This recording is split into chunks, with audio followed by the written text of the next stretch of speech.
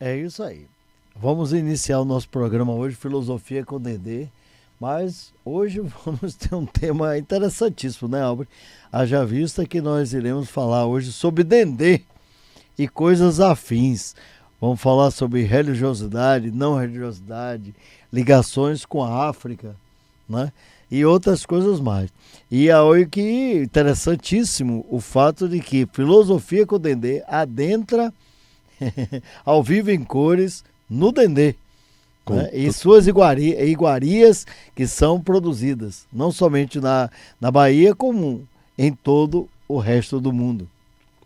É o nosso Filosofia com Dedê aqui com o nosso professor José Augusto. E hoje a gente vai falar uma das profissões que tem a configuração desse Brasil, né? É uma dos simbolismos mais importantes que nós temos em nosso país, né? E é uma profissão também tão grandiosa e de tanta importância cultural, econômica nas nossas histórias, principalmente a gente que é advindo da África, que construímos esse país com mãos africanas. A gente vai falar dessa profissão tão bonita e tão importante culturalmente, que é a profissão da baiana, e a história da profissão baiana, como ela veio, como se produziu, como se construiu nesse país, né? Desde os séculos, quando viemos os nossos ancestrais nos navios, né? Diante desse Atlântico todo, que é um grande cemitério, né? Mas viemos de lá, do Benin, viemos da África, e foi essa profissão de baiana que produz o bolinho de fogo, né? Conhecido como acará, acarajé. Popularmente, a gente hoje vai falar da profissão da baiana, da sua importância, através da nossa coordenadora da Associação Nacional das Baianas, nossa querida Rita Santos, a convidada hoje para falar, né, da importância cultural, o que tem feito, a preservação dessa profissão, né, e a importância do simbolismo, né, não desconfigurar. Como é que está hoje a nossa querida Rita para falar dessa profissão tão importante, tão apaixonante que é as baianas? Agora é interessante nós falarmos que quando adentramos no contexto do acarajé, não só comentamos sobre os atos alimentares, mas também desenvolvemos uma cultura, uma significância, né, um significado, significância, todo o processo de uma tradição, né, e também o processo de historicidade e de uma amplitude de reflexão social, que une países, que une povos e, acima de tudo, une concepções alimentares diferentes que acabam virando de formas iguais. Verdade. Boa noite a todos e todas. Eu já vou logo agradecendo, né? Eu tenho que agradecer a vocês por me convidarem, que falar de baiana para mim é tudo. E sim, o ofício da baiana do acarajé é o primeiro ofício que teve, são as primeiras mulheres empreendedoras desse país. Existe há mais de 300 anos. Então, hoje, quando se fala em empreendedorismo, temos que olhar para trás, para o passado, porque foram as primeiras mulheres a serem empreendedoras. Porque com a venda desses acarás, na época, elas compravam alforrias. Elas alforriavam os maridos, filhos, parentes e amigos, através desse bolinho. Agora é interessante nós aqui observarmos no contexto da história, Albert, que quando houve a abolição da escravatura, que o Brasil foi um dos últimos, né? Ou o último. O último, em verdade. Dos últimos não, foi o último. Foi o último. Muitas sobreviveram porque os maridos não tinham que trabalhar. Onde trabalhar? Na verdade, o termo Nascimento, Santos e Jesus foram usados no batismo, porque logo após a libertação dos escravos e a proclamação da República. Então, o que é que caracterizava o nascimento de um indivíduo? O batismo. Só que aí passou-se a ter a certidão de nascimento. E aí as pessoas eram João da fazenda de fulano, Pedro da fazenda de cicrano, mas não podia usar os sobrenomes dos senhores. Então começou a usar Nascimento, Jesus e dos santos, que eram coisas populares. E aí veio o grande problema. Onde trabalhar? Os homens tinham dificuldades para o trabalho. As mulheres já estavam adentradas no contexto das vendas, dos quitutes, né, das iguarias, e aí permitiu-se que fosse feito o acarajé, o abará, bolinho de estudante e mais a passarinha. Eram coisas que eram vendidas no tabuleiro da baiana, que o tabuleiro da baiana tudo tem, e tudo. E verdade. foi um sustentáculo e possibilitou o surgimento de uma sociedade na qual estamos hoje a ter, não é, Albre? A importância, e você vem com a história dessas, da escravidão, e essas senhoras baianas, antes, elas já faziam as vendas para os seus senhores e também faziam as vendas para comprar a sua própria forria e colaborou muito com a economia para a libertação dos nossos, né?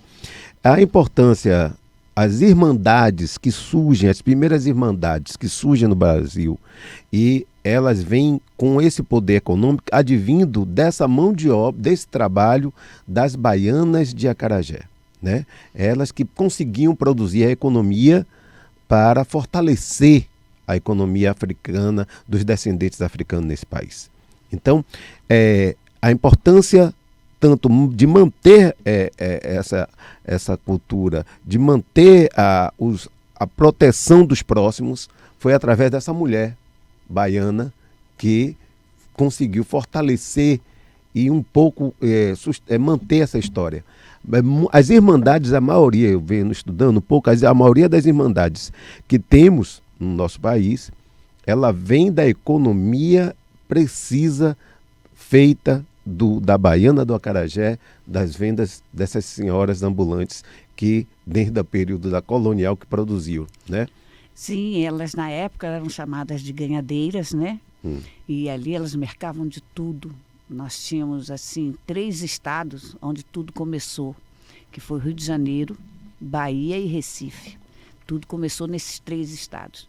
Apesar que Recife não levou adiante, Rio de Janeiro, por um bom tempo, a Quinta da Boa Vista era o local onde você encontrava o maior número de ganhadeiras, né? Dali elas vendiam de tudo, mercavam de tudo, doces, tudo que era possível. Mas a Bahia abraçou, né, esse ofício, tanto que passou a se chamar Baiana do Acarajé, por conta da Bahia ter abraçado esse ofício. Mas naquele tempo elas já se mantinham e hoje elas continuam se mantendo, né? Nós temos aí baianas que estão na 5ª geração, nunca fizeram outra coisa a não ser trabalhar com o acarajé. Nós temos aqui várias famílias que já estão na 5ª geração. Nós temos família aqui hoje que tem 25 pessoas trabalhando com o acarajé. Nós temos uma família que tem, eu nem perdi a conta, quantos são, porque tem em Salvador, tem em Brasília, tem no Rio de Janeiro e tem para fora do Brasil também. Tudo trabalhando com acarajé. Então, naquele tempo elas se mantinham, compravam as alforrias, hoje elas se mantêm também. Agora diga-me uma coisa, o principal elemento aí é o dendê. É o dendê. E nos fale do dendê, como é que está, porque nós estávamos conversando em off, e o dendê é uma das grandes celeumas, é um dos grandes problemas no qual pode criar um entrave aí, uma parada para o desenvolvimento dessas iguarias típicas da Bahia. E quando nós estávamos falando que Valença, Camamu, esses municípios, nós tínhamos aqui 66 municípios produzindo dendê. E nós temos pé de dendê hoje ainda que vieram com essas pessoas escravizadas. Nós temos pé de dendê com 160, 180 anos ainda. Nós temos uma fazenda em Camamu que tem pé de dendê lá que já está com 100 e pouco, 160 anos e ainda dando dendê. Porque o nosso dendê do nosso estado, ele foi disseminado pelos urubus. Por interessante, isso, pelos urubus? Pelos urubus. Nós temos um professor americano que ele tem um livro que ele conta tudo. Uma coisa que a gente não tem no Brasil, tem um professor lá nos Estados Unidos que tem toda essa história. né, que o nosso dendê, que é o dura, ele foi disseminado pelos urubus, ele veio trazido da África pelos homens e mulheres escravizadas. E nós ainda temos deles em alguns lugares, e é esse que é o nosso dendê de fato, que é o dendê que dá cheiro, que dá gosto no acarajé, na muqueca. Também agora nós temos o tenera, que também aqui no estado também se deu bem. Mas infelizmente, de 66 municípios que plantavam dendê, hoje nós só temos 5. Quais são? Nós temos Camamu, nós temos Jaguaribe, nós temos Valença, nós temos Taperoá. Nazaré das Farinhas? Nazaré, né? Nazaré também. Mas nós já tivemos um auge. Nós já tivemos um auge de plantação de dendê. Hoje, a gente está em 3º lugar. Perde para Belém do Pará e para Roraima. A gente só produz 1,5% do nosso dendê. E por que esse desinteresse? Porque quando a gente fala, tem aí uns... Desinteresse então econômico, deve ser, né? Porque a economia define a cultura define a moral define o poder. Então tem-se um afastamento de algo a partir do momento que não tem-se um resultado pecuniário. Há mais de 30 anos que não há um investimento nessa cultura do dendê. Se investe no cacau, mas ninguém ouve dizer que teve investimento do dendê, pelo menos no nosso estado. Lá em Belém tem um mega investimento. Aqui no nosso estado há mais de 30 anos que não tem. Foram cortando os pés de dendê, foram cortando e plantando banana e outras culturas, porque não há um investimento, não há um interesse econômico de validar essa cultura. Nós estamos aí com mais de 10 mil famílias da agricultura familiar que deixou de plantar o dendê. Nós estamos agora tentando uma retomada, né? Porque o próprio IBGE passou uma informação para nós. Se continuar assim, nos próximos 5 anos não vai ter mais dendê no nosso estado. E para nós é uma vergonha. O nosso estado cheira dendê, porque cheira acarajé em todos os municípios. Não vou garantir em todos. Nós temos 417 municípios. Mas pelo menos na metade tem baiana do acarajé. Então, agora diga-me uma coisa, isso aí é um caos. Haja vista que ao termos o término do dendê, nós teremos problema com os terreiros de candomblé, as roças em geral. Teremos, né? Com as religiões que são secréticas, como a própria Umbanda, né? Porque a Umbanda foi criada em 1908 por Zélio Ferdinando de Moraes, né? Mas ela leva alguns roças, alguns terreiros levam o uso do dendê.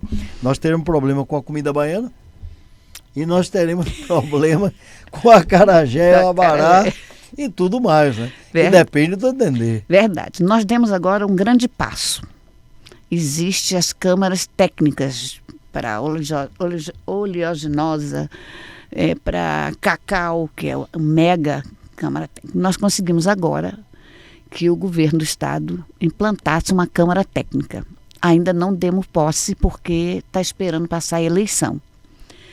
E eu espero que depois das eleições essa câmara técnica tome posse. São 33 entidades que fazem parte dessa câmara, inclusive a Associação das Baianas. É da prefeitura da cidade do Salvador? Não, do governo. É independente? É governo do estado. É a Secretaria de Agricultura. E a gente espera que venha tomar posse e que a nossa primeira prioridade é mudas. Não temos mudas, não temos viveiros de mudas para fazer um replantio. É a coisa mais importante.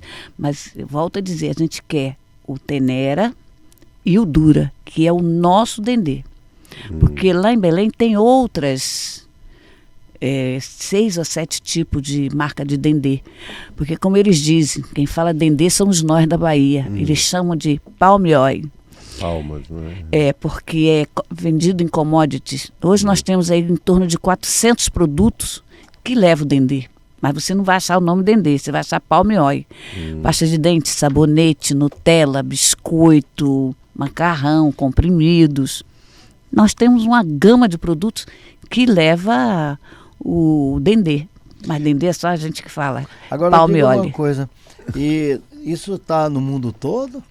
porque a senhora falou aí de Belém do Pará.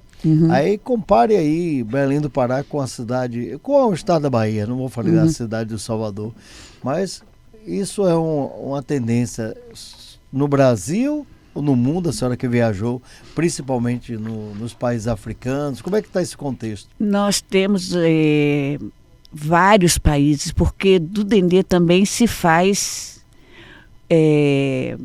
as megas empresas de cosmético também usam o óleo de palmiste, que é o ouro do dendê, é o óleo de palmiste. Então, ele é usado no mundo todo para muita coisa. É uma sementinha mínima, que para você conseguir fazer 1 litro desse óleo, você precisa aí de não sei quantas toneladas para tirar esse óleo, que é o chamado do ouro. Então, nós temos vários países aí fora que planta muito dendê. Mas tem um país aí que a União Europeia proibiu de se usar o dendê deles, porque eles desmataram o país só para plantar o dendê. E o nosso estado não precisa desmatar, a gente não precisa desmatar, a Bahia não tem necessidade de desmatar. A gente pode plantar o dendê e no mesmo espaço cultivar outras coisas. Então nós temos tudo para ter o melhor dendê do Brasil, que é a Bahia. E por que não temos? Eu acredito, respondendo aqui, eu acho que aqui eu entendo. Eu acho que o silêncio aí foi a melhor resposta. Vamos lá. Mas assim, tudo é economia. Então o agricultor, ele tem que ter aquele interesse econômico. Nós temos hoje esse mercado do agronegócio, né, que visa realmente o poder, a questão do pecuniário, do dinheiro, do recurso.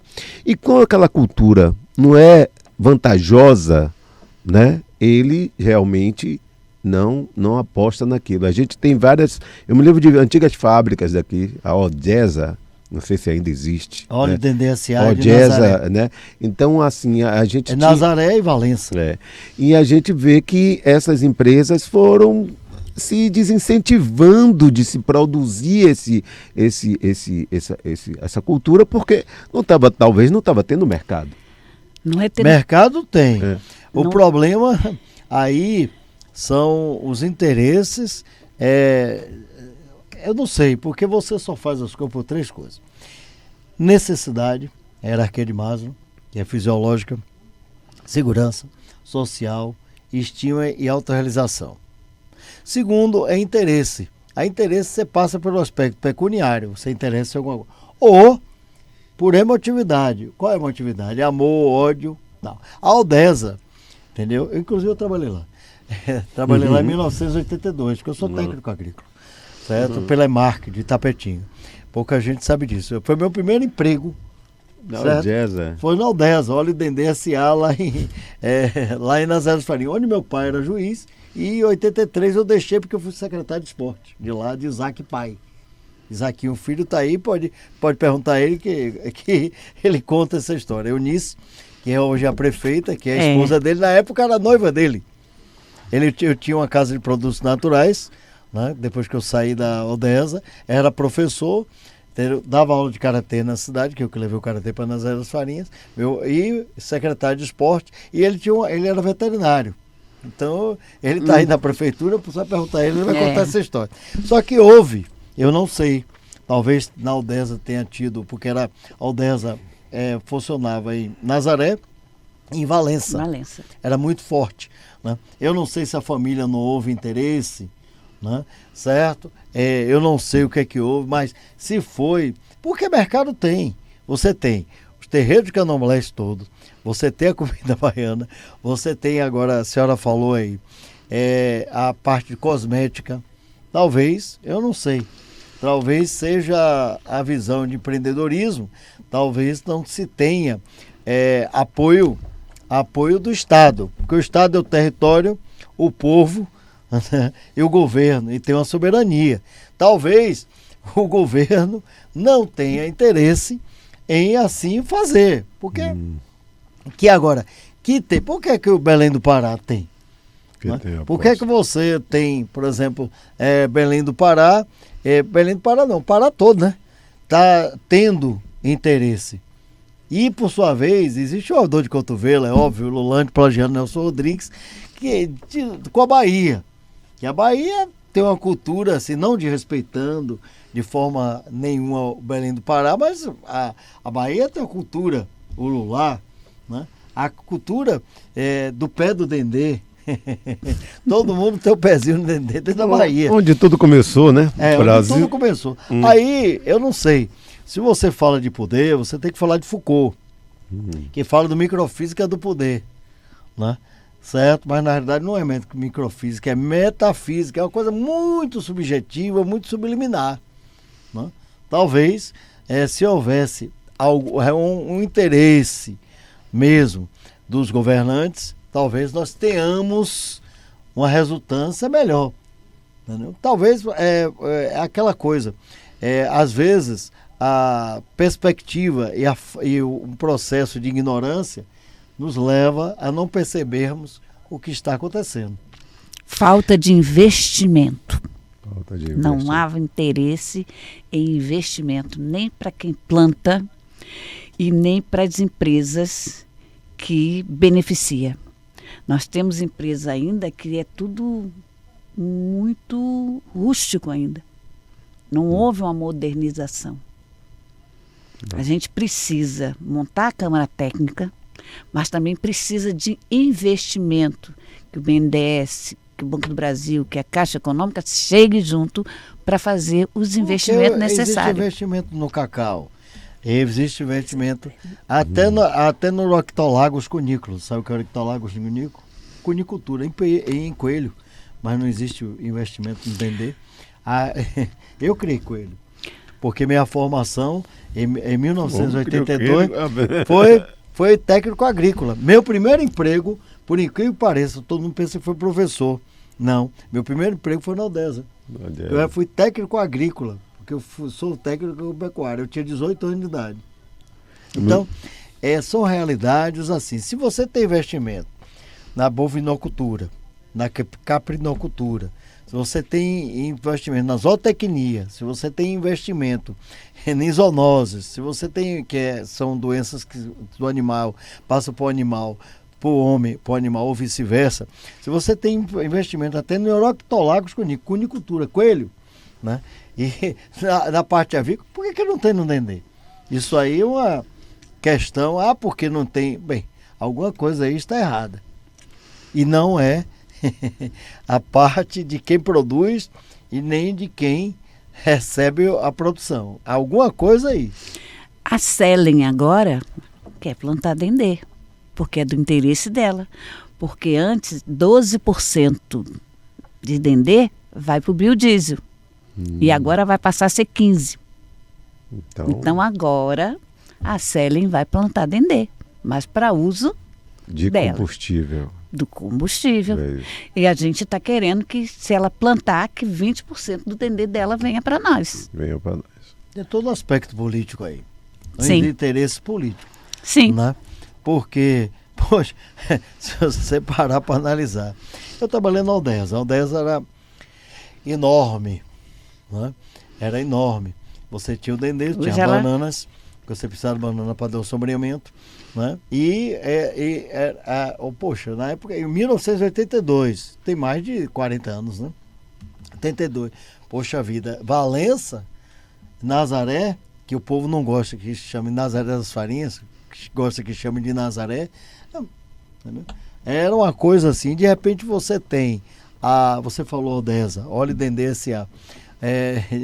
Eu não sei como é que está, se o dono, Eugênio, de Gênio, né? Não me lembro o nome dele, é Eugênio ou de Gênio. Ele ainda está vivo. Não sei se a família continuou, mas, poxa, mercado tem. Se não tivesse, Belém do Pará não queria. Belém não. Eu volto, o estado do Pará não estaria aí dando essa força toda. Veja bem, nós estamos aqui, e aqui do lado Cantoar, né? Tá, o Cantoar está tendo festa. Nós quase não passamos aqui. Não, hoje... Nós estamos em setembro. Você mesmo vai para a festa, está de branco. Quem não vai sou eu, porque eu vou ter que resolver o problema pro pessoal, mas estaria aí também. Hoje é a festa das águas. Aí por sua vez. É. Quanto Caruru. de existe aí, dos carurus. Hoje. Rapaz, a quantidade de quiabos que foram cortados aí, porque você não passa aqui. Tem uma quantidade de gente aí. Hoje eu tive que botar Hoje o é carro dia dos aqui dentro beijos. da TV, porque normalmente eu boto aí, Leninha, que está aqui do lado da gente, ninguém nem entra na barraca dele. E agora que o caruru se tornou patrimônio material do estado da Bahia, né? Vamos. Falando em patrimônio material, e hoje a gente está falando dessa profissão da baiana, a gente está com nossa convidada Rita Santos, né, coordenadora nacional da Associação das Baianas, falando dessa, olha como essa baiana é tão evoluída que se preocupa hoje até com a política da produção da cultura do Ndendê. Eu vejo a sua preocupação, várias reportagens em cima desse assunto. Falando da importância imaterial, como é que está hoje a preservação dessa profissão, que é também um patrimônio, um simbolismo desse país? Hoje é profissão reconhecida pelo Ministério do Trabalho desde 2018, né? Nós temos o título de profissão, mas ainda não temos as políticas públicas voltadas para essas mulheres e homens, que nós temos hoje homens. No início era só mulheres, que é um ofício predominantemente feminino. Mas com o passar do tempo se viu que homens começaram a vender também, outros porque a mãe era baiana e ele aprendeu o ofício e foi ser o baiano. A gente tenta o máximo preservar esse ofício, que já é um ofício que existe há mais de 300 anos. Mas a gente tem um grande problema da gente não preservar aquilo que é nosso e querer preservar aquilo que é do outro. O nosso Estado devia valorizar mais esse ofício, porque esse é um ofício que leva o nome da Bahia para o mundo. Hoje nós temos baianas de acarajé em mais de 10 países vendendo acarajé. Quer dizer, no momento que ela está vendendo acarajé, eles lembram lá de quê? Da Bahia. Está vendendo a Bahia. E há muito... Eu não sou contra o modernismo, eu não sou contra a globalização. Todo mundo fala, Rita, mas é a globalização. Tudo bem.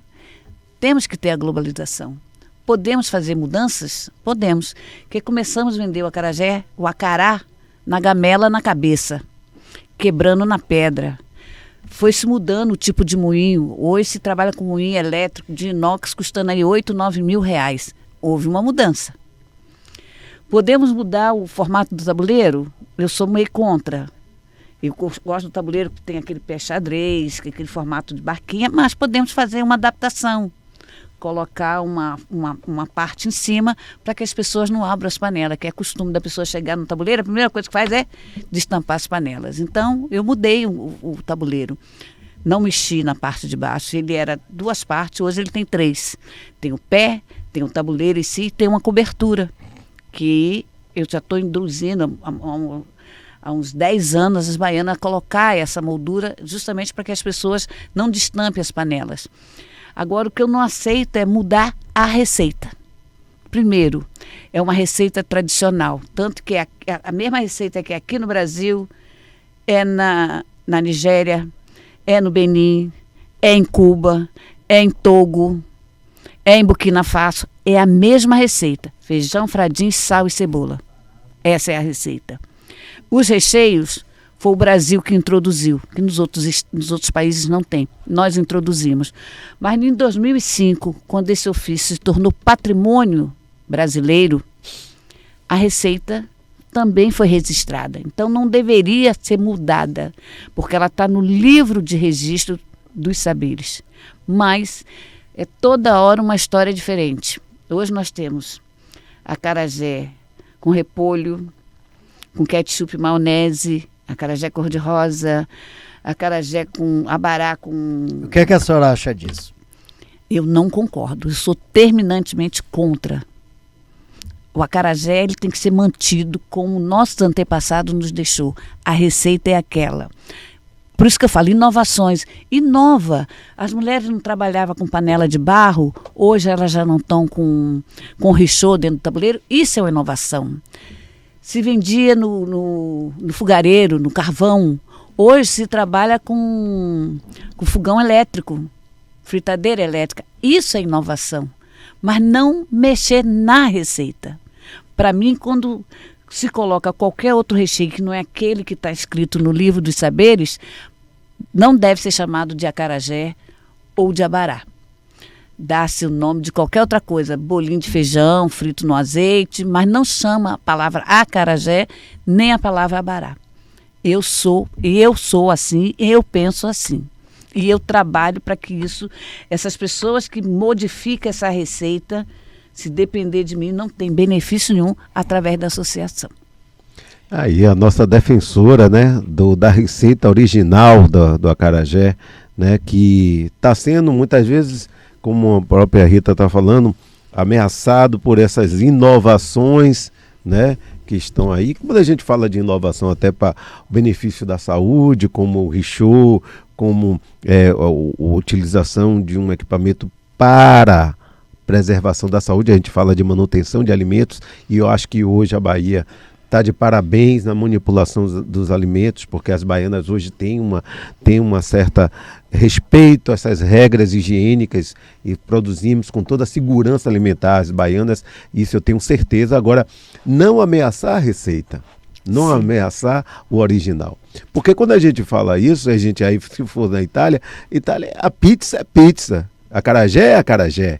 Hambúrguer é hambúrguer. Na Itália então, você não usa ketchup. Então a gente... A pizza é com óleo e quando está, né? Então respeitado. Que é o contexto da pizza, ela tem todo o contexto da própria Itália. A rainha Margarita, ela por sua vez, ela queria conhecer como os pobres comiam, né? Ela foi e aí fizeram a pizza Margarita, que é exatamente com as cores da Itália. E ela começou a levar para os nobres.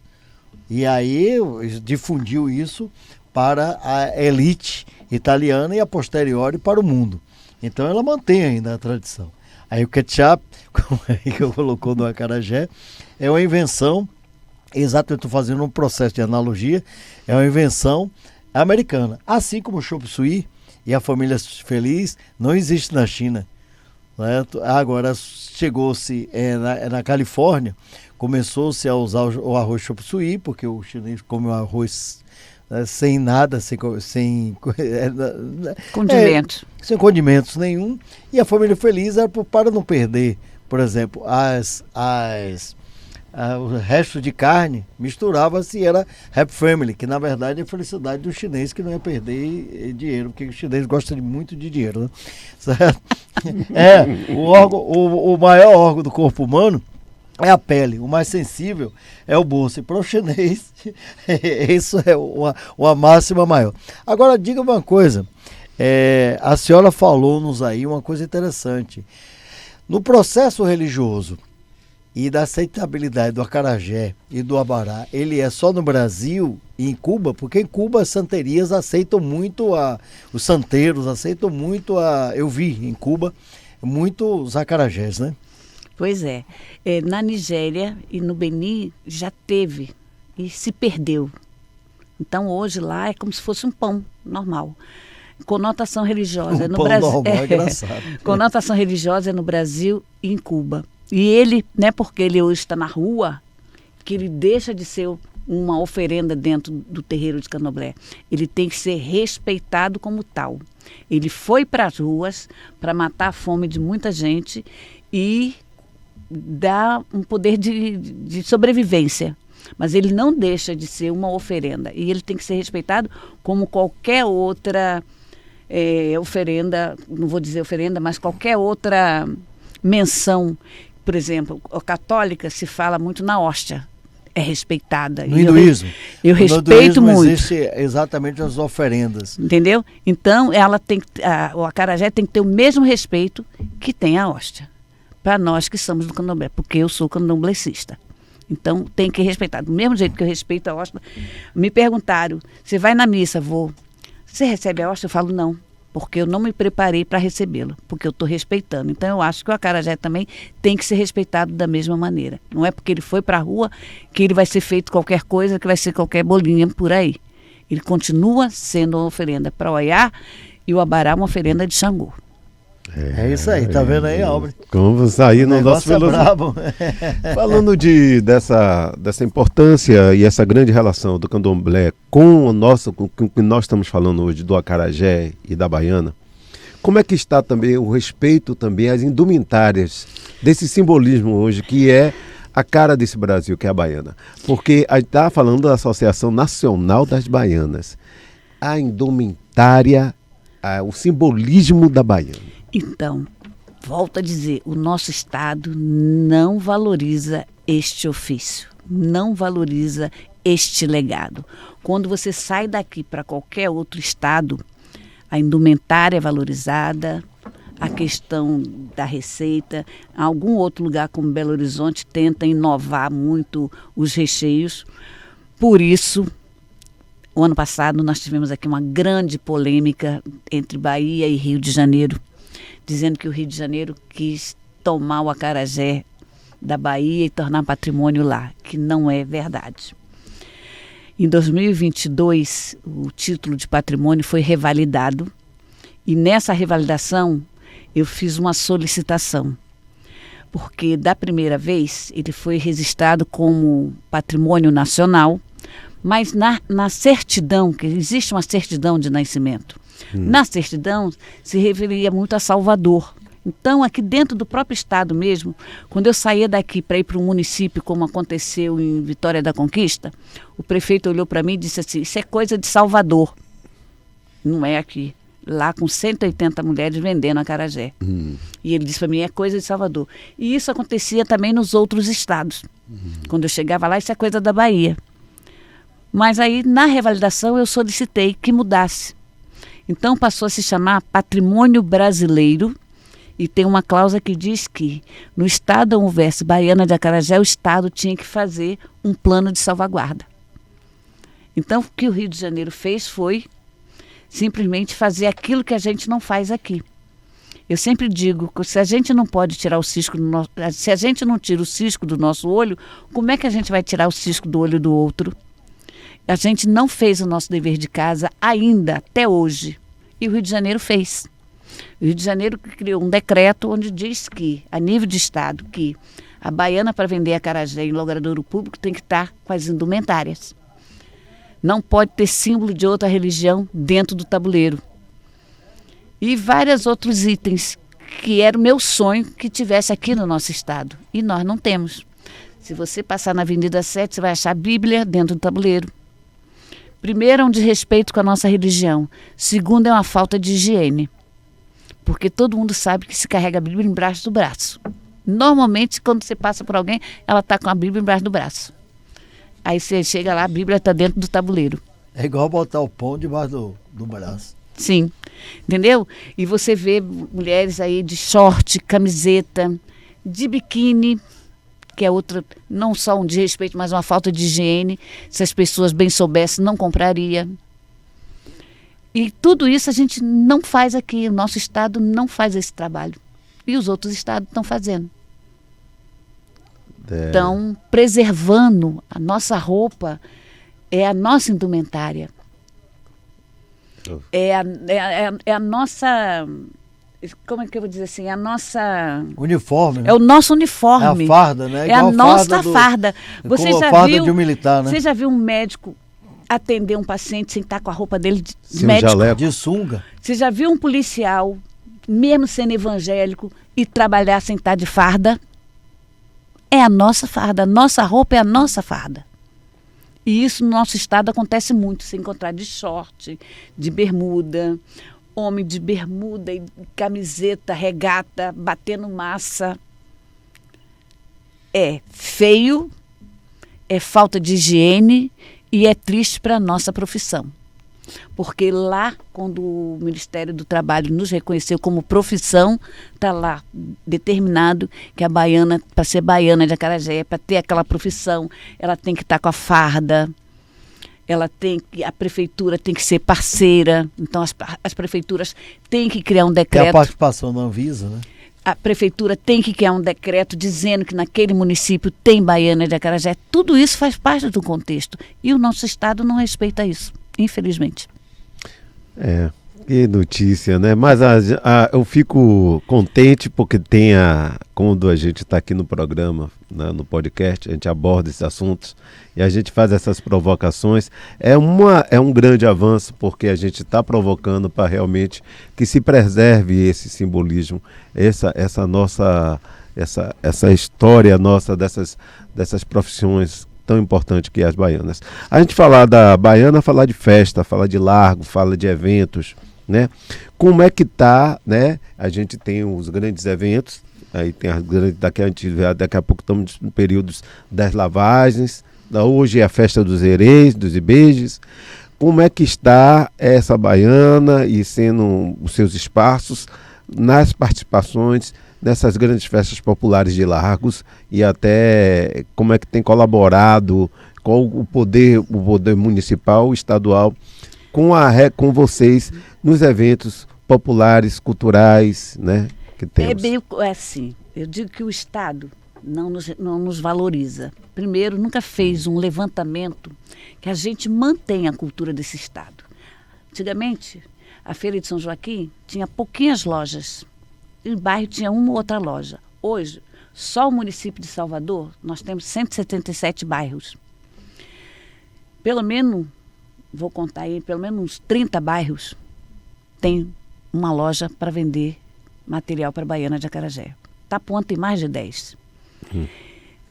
A Feira de São Joaquim é assim, é imensurável o número de lojas que... Então a gente movimenta a economia do Estado, não só do município. A gente movimenta a economia do Estado. Hoje, as festas de Largo se perdeu. Você vê que na festa de Santa Bárbara você conta nos dedos quantas baianas vai ter lá. As filhas de Oiá. A festa de Nossa Senhora da Conceição, você não vê praticamente nenhuma. Você ainda vê baiana na lavagem do Bonfim, no Rio Vermelho. Mas também a lavagem do Bonfim, há 8 anos atrás, nós botávamos aí 600 baianas para fazer a lavagem do Bonfim. Porque tinha a parceria da prefeitura. Com o passar do tempo ficou assim, o governo do estado pede 20, a prefeitura pede 20. Aí foi diminuindo, praticamente você quase não vê. O ano passado me solicitaram, eu coloquei 100, mas para quem já teve 600, 100 é quase nada. Porque querem que a baiana vá de graça. Infelizmente, para lavar aquela roupa é muito caro. A baiana tem despesa para lavar a roupa, tem que comprar as flores, tem que comprar a jarra, tem que comprar a alfazema. Muitos querem a baiana, mas que ela vai pelo amor. E hoje nada vai pelo amor, é bom, mas o dinheiro é melhor ainda, porque às vezes a baiana vai para aquele evento sabendo que ela vai receber e no dia seguinte comprar o gás para a casa dela. Então, em relação às festas de Largo, se diminuiu muito a quantidade das baianas. Né? Você só vê mais no Bonfim, mas, como eu falei, Santa Bárbara, a festa de Nossa Senhora da Conceição, você já não vê. Itapuã, você vê lá na lavagem, no mínimo, o máximo que vai, chega a ser 50 baianas, onde já teve 200 baianas na lavagem. E nesses megas eventos, para uma baiana de... Aí eu vou falar de uma baiana de Acarajé. Botar, por exemplo, dentro desses grandes eventos, se paga muito caro para a baiana botar um tabuleiro. Nada é de graça para a baiana do Acarajé. Tem evento aí que se cobra R$1.000, R$2.000 para ela botar um tabuleiro 1 dia, 2 dias. Para vender, para comercializar. Para comercializar. No entorno dela tem para mais de 50 outros comercializando outras coisas. Aí ela paga para estar lá. Porque ela não só está, ela também é a importância cultural, ela simbólica. É um patrimônio. É um patrimônio nosso. E ela ter que pagar para isso, né? Hoje o Estado... Qualquer desses eventos aí, a baiana tem que pagar. E não é barato, não. É caro para estar nesses grandes eventos, nesses espaços aí, desses grandes shows. Tudo a baiana tem que pagar. A ABAN tem provocado de forma...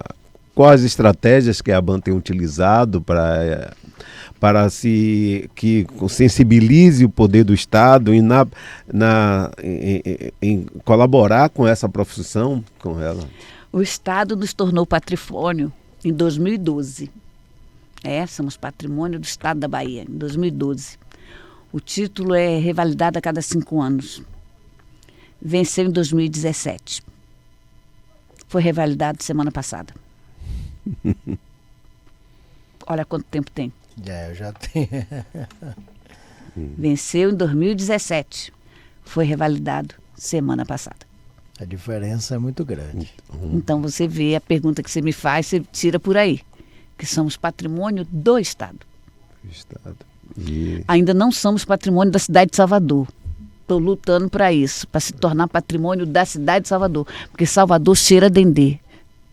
Até bem pouco tempo, aonde você passava, você sentia o cheiro de dendê. Hoje você não sente, porque o dendê está manipulado. Então você, às vezes, está do lado de uma baiana e não está sentindo o cheiro do azeite dela. Porque o dendê está sendo manipulado. Quando ele vem do Belém para Nazaré, para Valença, para Camamu, ele está sendo misturado. E com essa mistura está nos matando. A qualidade não está a mesma. A qualidade não está a mesma e a gente está morrendo aí com a fumaça do dendê. Agora diga-me uma coisa, baiana. Como foi essa trajetória da senhora para chegar até a presidente de uma associação nacional e viajar para o exterior, divulgar? Como foi isso? Bom, porque teve início, né? Bom, eu sou eu sou carioca, sempre fui bancária. Meu marido é oficial da aeronáutica, veio para cá para ficar 2 anos. Eu vim, pedi demissão no banco que eu trabalhava no Rio de Janeiro para vir para cá. Me apaixonei pelas baianas que eu via trabalhando de frente à minha casa, que eu morava ali em Itapuã. Tive outras funções aqui, eu cheguei a ter meu próprio jornal chamado Linha Verde, mas conheci a Associação das Baianas em 2001, na primeira greve da Polícia Militar. Eu conheci a associação. Da época de Isidoro? Conheci a associação nessa época, que eu lembro da greve, porque eu tinha que sair, não tinha ônibus, estava um desespero. E eu comecei na associação como voluntária. E aprendi a fazer o acarajé lá. Eu fui lá ajudar elas a fazer nota fiscal, já que eu sempre trabalhei em banco, e fui dar essa ajuda. E acabei ficando como voluntária só até hoje. E em 2005 a presidente saiu, a vice-presidente assumiu, aí eu fiquei junto com ela, levando. Em 2009 ela arrumou a bolsa, disse que ia embora e não voltaria mais, e foi embora. E eu acabei ficando, e estou até hoje. Eu estou na minha 4ª gestão. Nós temos eleição de 4 em 4 anos, mas como é um trabalho voluntário, você paga para trabalhar, porque a baiana paga uma mensalidade de R$12, mas não existe a cultura de pagar todo mês. Então nós temos conta, nós temos água, nós temos telefone, nós temos tudo que é imposto, tudo que se paga de uma empresa, a associação paga também. A gente não paga todos os impostos, mas paga água, paga telefone, tem que comprar material de limpeza, paga TFF para a prefeitura, e isso tudo demanda dinheiro. Então, com os R$12 que elas pagam, não supre essas despesas. Então, quem está lá dentro tem que cobrir. Por isso, de 4 em 4 anos tem eleição, e quando eu falo que quem assumir lá vai assumir também o ônus e os bônus, não aparece nenhuma chapa para concorrer. Vou ter eleição em abril. Já avisei a todo mundo, vai ter eleição em abril, pode começar a montar a chapa de vocês. Mas, quando a gente fala que a baiana tem que trabalhar para botar o dinheiro lá dentro, que é o meu caso, eu faço evento e o dinheiro eu pago as contas quando não tem, as pessoas desistem. Mas, para mim, é prazeroso. Eu não sei, eu gosto do que faço. Tanto que hoje a associação está em 7 estados, oficialmente. Rio de Janeiro, São Paulo, Ceará, Piauí, Mato Grosso do Sul. Fiz uma tentativa em Recife, mas não deu certo, porque lá elas fritam o acarajé no óleo de soja. Dá uma tristeza ver elas botam óleo de soja e botam coloral para ficar amarelo. Quanto tempo tem a associação? A associação ela foi fundada em 92. Já faz um bom tempinho, hein? Ela foi fundada em 92 e está aí levando adiante Hoje o ofício é patrimônio, a solicitação da associação. Hoje é profissão a pedido da associação. É patrimônio a pedido do Estado e já é patrimônio também no Rio de Janeiro. Provavelmente vai ser patrimônio em Recife. Já estamos solicitando no Ceará para se tornar patrimônio também do Estado. Aqui nós temos alguns municípios que já se tornou patrimônio do município e a meta agora é se tornar patrimônio da humanidade. Que maravilha! Mas para isso, mas para se tornar patrimônio da humanidade, a gente precisa fazer o dever de casa. Precisamos fazer o plano de salvaguarda que a gente não tem. E isso demanda dinheiro. O IPHAN não tem dinheiro. Então, para fazer esse plano de salvaguarda, eu preciso captar verba para fazer esse plano de salvaguarda. Agora, diga-me uma coisa. Essa estruturação toda da associação, o que é que a senhora pensa para o futuro, para esses trabalhos? Porque a senhora falou que está perdendo o tradicionalismo e tem que mantê-lo, né? O que é que a senhora tem de projeto para o futuro aí? Então, ele falou, a gente faz muito cursos, né? Eu consigo, graças a Deus, tanto o governo do Estado, a Secretaria de Turismo do Estado, como o município, eu consigo cursos.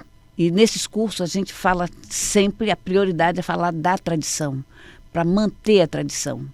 E trazer novas mulheres para a rua para vender o acarajé, dentro da tradição.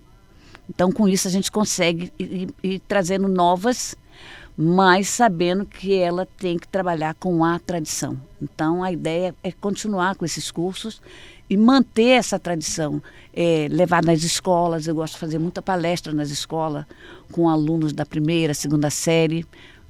Faço acarajé nas escolas, mostro como é que é. Nós agora, o IFBA lançou um jogo para celular, contando, dando a receita do acarajé, porque muita criança fica no celular fazendo esses jogos com arma, matando um, matando o outro. E foi criado um jogo para o celular que a criança joga e vai conhecer como é feito o acarajé, a receita do acarajé, que é a receita do acarajé de ouro. Então isso é para as crianças já ir conhecendo e vendo como é que é feito o acarajé e preservar. Foi lançado em julho esse jogo. Ele está em português, em inglês, e a gente vai fazer ele agora também em francês. Vai vir uma segunda etapa, é o IFBA lá de Lauro de Freitas. Vai vir uma segunda etapa desse jogo, é a história de Rosete. A gente fala na Lagoa da Baeté, fala do Dique do Tororó, fala do Pelourinho, a Feira de São Joaquim. A gente faz um passeio turístico e mostrando o feijão, a cebola, todo o processo para se fazer um acarajé. E o mais interessante é que as crianças podem usar no celular. Ainda não está no iPhone, mas já foi solicitada também a permissão para que possa ter esse jogo também. E é de graça, não precisa pagar nada para ter esse jogo, para ele ir para o iPhone. Hoje, a gente tenta, assim, falar o máximo, divulgar o máximo a questão do acarajé, mostrar que vale a pena hoje ser uma baiana de acarajé, ir para a rua trabalhar. Porque antigamente as pessoas diziam que ia ser baiana de acarajé, aquela mulher que não sabia fazer nada. Não é verdade. Nós temos aí advogada, nós temos professoras que terminam o trabalho e vai ser a baiana do acarajé para ter uma segunda renda, mas ela tem que ser mesmo a primeira, porque é um ofício lindo de se ver. A gente está preservando aquilo que nossos antepassados deixou. E a gente vai pensando em coisas que possam vir a salvaguardar isso. Mas não é só a associação. A sociedade civil também tem que fazer o dever de casa dela. Também tem que preservar. Não comer o acarajé numa baiana que está de short, que está de camiseta, que está dizendo que é bolinho de Jesus. Jesus não comeu acarajé. Na Bíblia tem lá. Na Bíblia se fala do peixe, do pão, do vinho, mas não fala em acarajé. Então não pode ser bolinho de Jesus. É bolinho do candomblé. É a nossa oferenda. Diga-me uma coisa, essa tradição, ela está sendo assim eliminada. Por quê? O que é que a senhora acha? A senhora acha não, a senhora tem certeza, porque achou a isso. hipótese, a resposta provisória pode ser modificada. Talvez por educação é a transmissão de informações historicamente adquiridas. Talvez por falta de orientações, como é que a senhora vê isso? Por falta de divulgação, pelas questões evangélicas mesmo que está. Porque, por exemplo, a baiana... intolerância religiosa. A intolerância religiosa, porque a baiana, ela sempre foi do candomblé. Resolveu mudar de religião e levou a acarajé junto com ela porque dá dinheiro. Então, é uma das coisas, principalmente é isso também. Mas rapidinho, nós temos que falar também do memorial. Como é que está o memorial? O memorial foi reformado, consegui uma emenda parlamentar, fez a reforma e só deu dor de cabeça. A chuva acabou com tudo. Eu agora estou na dependência da prefeitura, fazer novamente, refazer o que a empresa foi lá e fez errado. As duras penas, a secretaria está empurrando com a barriga e eu brigo todo dia. Tem hora que eu fecho as portas e vou para casa, deixo fechado 15 dias. Aí eles me ligam, reabre, porque o pessoal está cobrando as escolas. A gente recebe muitas visitas das escolas públicas, escolas particulares. Vem escola até de outros estados nos visitar. Vem aluno dos Estados Unidos nos visitar, querer conhecer o nosso ofício. E é isso que a gente está levando. Mas eu tenho uma notícia para dar, sim. 2 coisas. Hoje a ABAN é conselheira da Unesco. Nós somos conselheira de patrimônio imaterial. Participamos de um edital e no dia 12 de junho eu fui a Paris, fui na Unesco e lá a ABAN passou a fazer parte, né? O Brasil tinha 2 entidades, uma de São Paulo e uma de Brasília. Uma que cuida dos índios e outra que cuida do artesanato. E agora nós da Bahia tem as baianas do acarajé fazendo parte da Unesco. A segunda coisa é que a gente está tentando o título de patrimônio material. Mas eu não gostaria que fosse só o Brasil a solicitar. Estou trabalhando para ver se o Benin e a Nigéria queiram fazer parte dessa solicitação. Então, os 3 países juntos, fazendo a rota do acarajé, a saída de lá, a chegada no Brasil. Essa é uma das coisas. E a outra coisa é que eu estou indo para o Benin, em janeiro, para ensinar as mulheres de lá a fazer o acarajé como é feito aqui no Brasil. A ideia é levar o nosso acarajé de volta para lá, mas da maneira brasileira. Mais saboroso. É do jeito que tá. Eu acho que a senhora vai ter que estudar bastante francês, né? Porque, Verdade. porque todo envolve o francês, né? Que é a língua da maioria desses países nos quais a senhora está adentrando. É isso aí, Elbre. Estamos chegando ao final, hein, Elbre? Rita, passa rápido, né? Com certeza. Rita Santos, com as suas considerações, né? No nosso Filosofia com Dendê, a gente falou tanto de Dendê hoje. Dendê hoje, né? Temos que falar, né? Porque não existe acarajé, abará e comida baiana sem o famoso Dendê, né? É isso aí. É a obra-prima, não a matéria-prima que diga. O Dendê está no nosso sangue, está no sangue dos baianos, e os baianos têm que preservar essa cultura, têm que valorizar. Porque é muito difícil ser uma baiana do acarajé. Só quem é mesmo sabe a dificuldade que é você fazer o serviço de casa, você vai para a venda, pega ônibus, tem hora que o motorista não quer levar a baiana, transporte está caro, carreto está caro. Ela volta para casa, tem que lavar aquele monte de louça que ela deixou em casa e mais o que ela está trazendo de novo. Então é muito difícil ser uma baiana de acarajé. Então acho que a sociedade baiana tem que valorizar essas mulheres e homens também e preservar e salvaguardar um legado que foi deixado pelos nossos antepassados. A Bahia precisa fazer o dever de casa, valorizar, cuidar dessas mulheres, porque nossas baianas estão idosas, né? Nós estamos tentando trazer novas mulheres para a rua para ser de fato baiana e não meramente vendedora de acarajé. A gente quer baiana, que quando ela é uma baiana, ela sabe a tradição. E meramente vendedora, ela vende hoje, amanhã, se ela arranjar um outro trabalho, ela vai fazer a outra coisa. E é isso que eu deixo para a nossa sociedade nos valorizar mais. E aí, Zé, professor? Estamos chegando ao final, né? Se você acha cara educação, procure saber o preço da ignorância. Lembrando-nos que educar é a condição basilar para o desenvolvimento social, não é, Albert? Com certeza. Em tudo, até no Acarajé aí, no Abará, viu? Aí, como disse a nossa querida baiana. Quero agradecer a TV Band, quero agradecer a reportagem também de Carlos Costa, que colabora com a gente, Davi Amorim, que cria os nossos, o nosso design, José Lázaro, que é do site, a nossa Multifision Terapias em geral. Oriental, a FACEI Faculdade de Einstein, Associação... Não é Multifísio agora em geral, porque também tem a terapia não só oriental, como indígena também. Viu? Indígena, então tá Multifísio, né? Terapia oriental e indígena, a FACEI, a Associação Cultural Malcom X, a ACEMA, e agradecer a vocês que ficaram com a gente aqui, esse tempinho aqui com a gente, eu, Rita e o professor José Augusto. Muito obrigado.